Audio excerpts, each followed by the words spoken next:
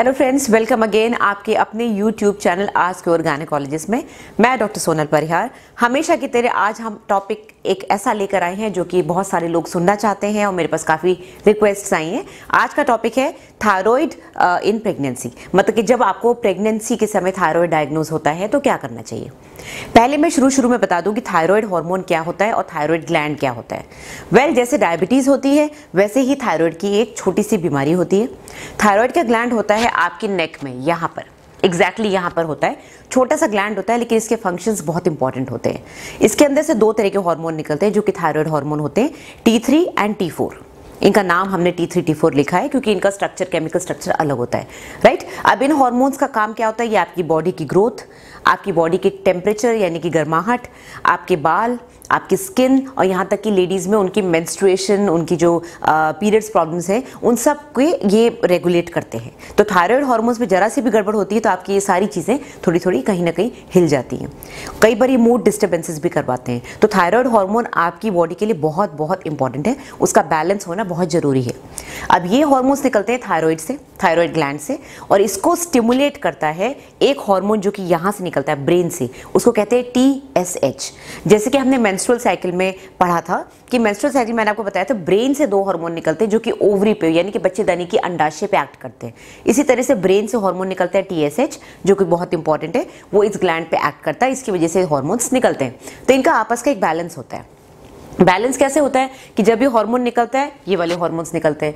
जब T3 T4 ज़्यादा हो जाते हैं बॉडी में, जब आपकी ब्लड सर्कुलेशन में T3 T4 ज़्यादा होता है तो सिग्नल देता है थायराइड हार्मोन ब्रेन को कि आप TSH मत निकालो, तो TSH कम हो जाता है। तो जब भी आपकी बॉडी में T3 T4 बढ़ेगा तो आपका TSH कम हो जाएगा। उसको कहते हैं हाइपर थायराइडिज्म। हाइपर यानी कि बहुत ज़्यादा बनना। तो जब T3 T4 ज़्यादा बनता है, ज़रूरत से ज़्यादा बनता है, तो बॉडी अपने आप उसको TSH को कम कर देती है जिससे अपने आप थोड़ा सा ये T3 T4 कम निकले। इसी का ऑपोजिट होता है T3 T4 का कम बनना, उसको बोलते हैं हाइपोथायरॉयडिज्म। हाइपो यानी कि कोई भी चीज़ कम होना, तो कम होना यानी कि आपका T3 T4 कम बन रहा है, किसी वजह से आपका थायराइड ग्लैंड में T3 T4 नहीं बन पा रहा है। तो जब बॉडी में ब्लड में T3 T4 की क्वांटिटी कम होती है तो अपने आप ब्रेन पे सिग्नल जाता है कि TSH ज़्यादा निकले। तो ऐसे केसेस में जब ब्लड टेस्ट करते हैं तो TSH हाई आता है, T3 T4 कम आता है, इसको बोलते हैं हाइपोथायरॉयडिज्म। अब अगर देखा जाए तो हाइपोथायरॉयडिज्म यानी कि TSH का हाई होना ज़्यादा कॉमन है एज कंपेयर टू हाइपरथायरॉयडिज्म। ये क्यों होता है?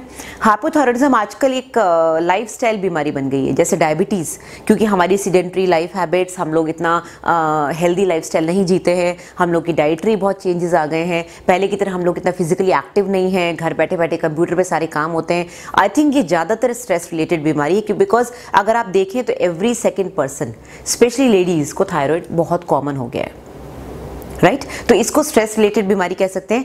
मोटी मोटी तौर पे थायराइड की बीमारी तब होती है जब आपका ग्लैंड हार्मोन बनाना कम कर देता है। वो किसी भी कारण से हो सकता है, या तो आपको कोई अंदरूनी बीमारी हुई है जिसको कि ऑटो इम्यून डिजीज़ कहते हैं, जिसमें आपकी बॉडी के अंदर ऐसे जहरीले पदार्थ बनने शुरू हो जाते हैं जो कि आपके थायराइड हार्मोन को ख़राब करना शुरू कर देते हैं। अब इसका रीज़न साइंटिफिकली कुछ भी नहीं है। कहते हैं जिस एरिया में, जिस क्षेत्र में खाने में आयोडीन की कमी है, क्योंकि आपका जो थायराइड हार्मोन है T3 एंड T4, इसके केमिकल स्ट्रक्चर में कहीं ना कहीं आयोडीन फिट होता है।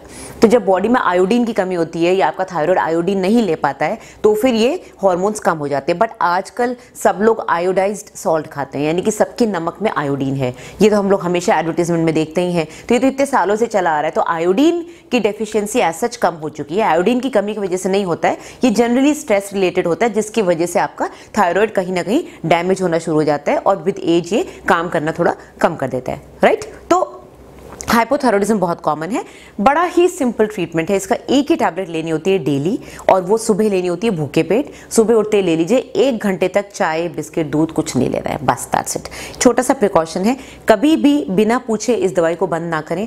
थायराइड हार्मोन इतना अच्छा है कि टैबलेट लेते ही ये बहुत जल्दी कंट्रोल में आ जाता है। बस आपको शुरू में देखना पड़ता है कि आपको 12.5 से शुरू करना है कि 25 से शुरू करना है कि 50 कि 62.5 कि 80 85, बहुत तरह तरह की स्ट्रेंथ्स आती है, वो आपको डॉक्टर बताएंगे। लेकिन एक बार ये कंट्रोल में आ गया, उसके आपकी लाइफस्टाइल में कोई प्रॉब्लम नहीं है। मैंने बहुत से पेशेंट्स को देखा अपने आप दवाई बंद कर देते हैं बिना डॉक्टर से पूछे। प्लीज़ ऐसा मत करिए, क्योंकि एकदम से आपके थायराइड लेवल पे फर्क नहीं पड़ेगा, आपको लगेगा मैं बिल्कुल ठीक होगी, लेकिन जब आप भूल जाएंगे 6-8 महीने बाद, 1 साल बाद, तो ये वापस से शूट अप कर जाएगा। तो ये आपके लिए सही नहीं है। कभी भी अपनी बॉडी के साथ खिलवाड़ ना करें, डॉक्टर से पूछ के दवाई बंद करें। ओके, अब आते हैं हाइपरथायराइडिज्म।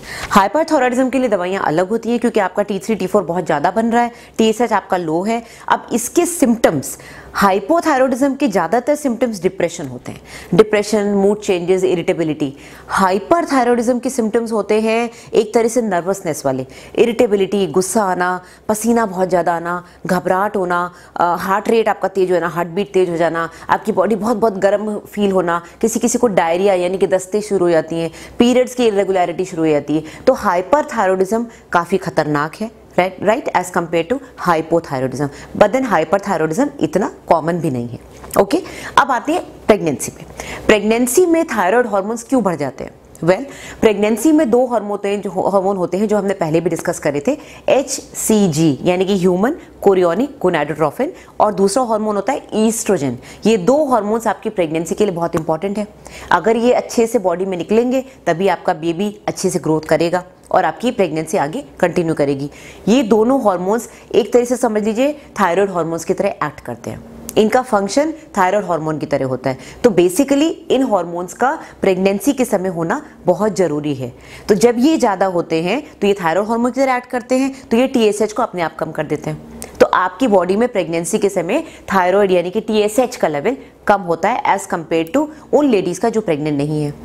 आपने देखा होगा आपके डॉक्टर बोलेंगे कि जब आप नॉन प्रेग्नेंट होती हैं, प्रेग्नेंट नहीं होती हैं, तो आपका TSH 5 तक एक्सेप्टेबल है। अगर 5 तक भी है तो कहेंगे नॉर्मल है। प्रेगनेंसी में 2.5 या 3 इससे ऊपर TSH नहीं जाने देते। क्यों? क्योंकि मानते हैं कि अगर TSH हाई हो गया मतलब कि आपके HCG और ईस्ट्रोजन ठीक से काम नहीं कर रहे, आपकी प्रेगनेंसी में कहीं ना कहीं प्रॉब्लम है। तो फिर आपका थायराइड का लेवल TSH को हम लोग कोशिश करते हैं कि 3 के नीचे ही रहे और आपको थायराइड की टैबलेट शुरू कर देते हैं। एक बार टैबलेट शुरू हो गई, हर 3 महीने पे थायराइड का चेकअप कराइए अगर आप प्रेग्नेंट हैं। अगर आप प्रेग्नेंट नहीं हैं तो हर 6 महीने पे चेकअप कराइए। जो अच्छे से कंट्रोल लेवल पे चल रहे हैं उनको भी 6-6 महीने पे यानी कि साल में 2 बार चेकअप कराना जरूरी होता है। प्रेगनेंसी में हर 3 महीने पे इसलिए कराते हैं क्योंकि हर 3 महीने पे आपका ट्राइमेस्टर चेंज होता है। पहली तिमाही, दूसरी तिमाही, तीसरी तिमाही, first trimester, second trimester, third trimester, हर बार बॉडी में चेंजेस आते हैं, हर बार आपकी बॉडी के ब्लड सर्कुलेशन में चेंजेस आते हैं। तो कई बार आपकी थायराइड जो लेवल है वो ऊपर नीचे हो जाता है और आपकी टैबलेट्स को इंक्रीज करना पड़ता है, बढ़ाना पड़ता है। जो ऑलरेडी थायराइड की टैबलेट्स ले रहे हैं उनको भी प्रेगनेंसी में इनिशियली चेकअप कराना चाहिए और वापस 3 महीने बाद और कराना चाहिए कि कहीं बॉडी की डिमांड ज़्यादा तो नहीं बढ़ गई है। ओके, अब एक बार थायराइड की टैबलेट शुरू हो गई तो उसको 9 मंथ्स तक कंटिन्यूस लीजिए। 3-3 महीने से जैसे मैंने बोला चेकअप कराइए। डिलीवरी के बाद किसी किसी केसेस में थायराइड हार्मोन की मात्रा ऊपर नीचे रहती है। करीब करीब ये समझ लीजिए साल भर तक आपको शायद वो टैबलेट लेनी पड़ती है। उसके बाद डिपेंड करता है आपका लाइफस्टाइल कैसा है। अगर आपके लाइफस्टाइल चेंजेस अच्छे हो चुके हैं, हेल्दी लाइफस्टाइल है, तो थायराइड अपने आप ठीक भी हो जाता है। लेकिन कुछ कुछ केसेस में ये कंटिन्यू भी हो जाता है। तो इसका जवाब देना बड़ा मुश्किल है कि मैम क्या मुझे ज़िंदगी भर टैबलेट लेनी पड़ेगी। वेल, अगर रोज की एक टैबलेट आप ले भी रहे हैं तो इसमें कोई टेंशन की बात नहीं, एटलीस्ट आपकी लाइफ सही से गुजर रही है।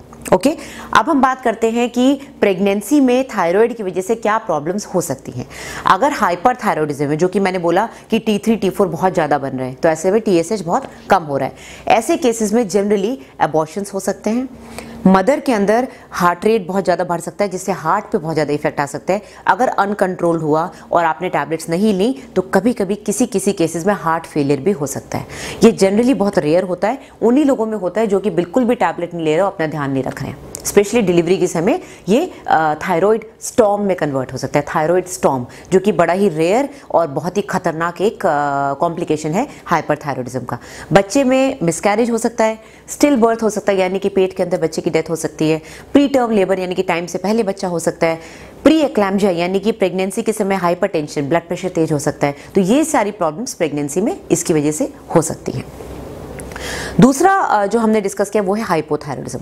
हाइपोथायरॉयडिज्म ज़्यादा कॉमन है, जैसे मैंने बताया T3 T4 कम है, TSH बढ़ा हुआ है, आप टैबलेट ले रहे हो रोज एक थायराइड की भूखे पेट, तो ऐसे केसेस में अगर कंट्रोल्ड है तब तो कोई दिक्कत ही नहीं है। अगर अनकंट्रोल्ड है, नहीं पता चला और ऐसे में प्रेगनेंसी कंटिन्यू हो गई, तो बच्चे में बर्थ डिफेक्ट सबसे ज़्यादा कॉमन है।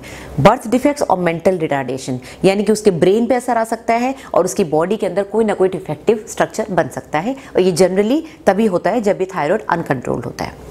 बहुत सी पेशेंट्स पूछती हैं मैम मेरे बच्चे को तो थायराइड नहीं हो जाएगा। वेल, शुरू के 3-4 महीने बच्चा जब पैदा होता है तो उसकी बॉडी के अंदर मदर के हार्मोन्स यानी कि माँ के हार्मोन्स ही सर्कुलेट कर रहे होते हैं, क्योंकि वो आवर के थ्रू उसके अंदर चले जाते हैं। 3-4 महीने बाद उसका खुद का थायराइड एक्टिव होना शुरू होता है। ऐसे केस में 3-4 महीने बाद जिस मदर को थायराइड था, 3-4 महीने बाद आप अपने बच्चे का चेकअप कराएं तो पता चलेगा कि उसको थायराइड है कि नहीं है। जनरली अगर आपने अपने प्रेगनेंसी का पूरा ध्यान रखा है, कंट्रोल रहा है, तो बच्चा बिल्कुल हेल्दी होता है, थायराइड उसको ट्रांसफर नहीं होता है। ओके, तो फ्रेंड्स आज के लिए इतना ही। आई थिंक इतनी इन्फॉर्मेशन आप आज अच्छे से सुनिए, बार बार सुनिए, आपको समझ में आएगा। क्वेश्चंस हो तो पूछिए।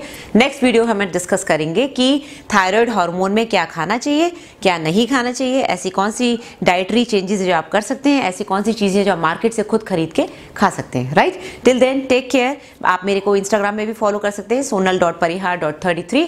मेरे यूट्यूब चैनल को सब्सक्राइब करिए, फ्रेंड्स को बोलिए, रिलेटिव्स को बोलिए, और कोई भी क्वेश्चन हो मुझे इनबॉक्स करिए। Till then take care. वापस मिलेंगे 3 दिन बाद। Okay, bye bye.